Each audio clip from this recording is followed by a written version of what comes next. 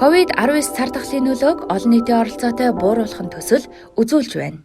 Коронавирус халдвар буюу COVID-19-ийн халдвараас сэргийлцгээе.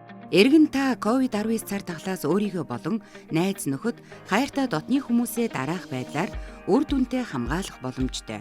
Үүнд гараа бохирдох бүрт савнд жугааж хэвшээрээ, маска тогтмол зүүх, хүн хооронд 1 метрээс дээш хэмжээгээр зай барих, биеийн дархлаагаа дэмжиж дасгал хөдөлгөөн хийх, шим тэжээлтэй хоол хүнс хэрэглээрэй.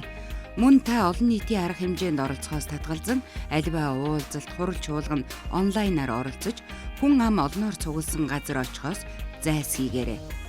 Харин ажлын байрны хувьд та дараах дэглэмийг баримтаж ажиллаарай. Үүнд ажлын байр руу халууна тогтмол хэмжин хэвийн үед нэвтэрч орох, гараа тогтмол савнд жугаах, ажлын байранд гараа угаах савнгаар таслахгүй, тогтмол байршуулахыг ажил олгогчид анхаарах.